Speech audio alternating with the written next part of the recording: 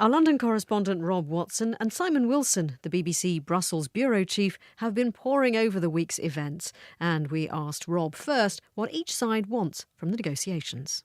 So ideally what Britain wants is to get everything done in 2 years. What it wants to do first is quickly settle that whole divorce business. How much money, if anything, does Britain owe? It wants to get settled the issue of the 3 million EU nationals living in this country because they are needed here. And of course, vice versa for the UK nationals, about 1 million of them living in the EU. And then, of course, it wants to move very swiftly on to getting just as free a trade deal as possible. And of course, what they want is a transition agreement because they know that even if there's an agreement in 2 years, to actually go bing bang on whenever it is, the 29th of April 2019, into this new arrangement might be a bit of a stretch. OK, and Simon, what about the EU?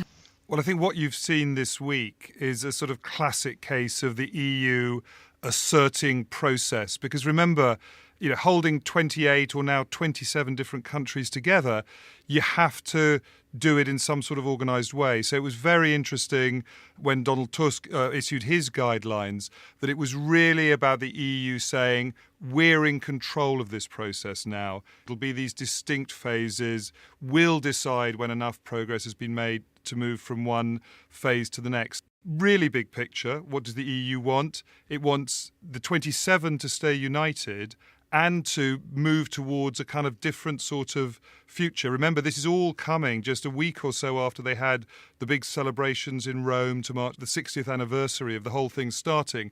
And they're really looking for a way forward. Donald Tusk said it this week, actually, twice. The one good thing he said about Brexit is that it makes the rest of us feel even more European and even more determined to have a bright future. And Simon, why was it that the EU was so keen for the divorce details to be agreed before all the other deals could be explored? Well, that's what it says in the treaties, and never underestimate the power of the treaties in Brussels. But I think also, just as a negotiating tactic, clearly it's going to be one of the most difficult things because it involves money, large sums of money, billions and billions of euros, and they want to get some sort of commitment on that before moving on to things that are a little bit more vague and a bit nuanced. Are there areas where there is already agreement, and what are the big bones of contention still to be thrashed out? Both sides would like minimum disruption. They don't want to see their businesses suffering, and I think they definitely both want to see an agreement early on about their various nationals living across the European Union and living in the UK. I guess that the disagreement, I think, is really over what the first President Bush used to call the vision thing. Really, for this to succeed, both Britain and the European Union, who've been stuck in that view of each other over the last 43 years, you're either a member of the European Union or you're not, they sort of need to get beyond that. And at the moment, of course, that the Europeans are very cross with Britain.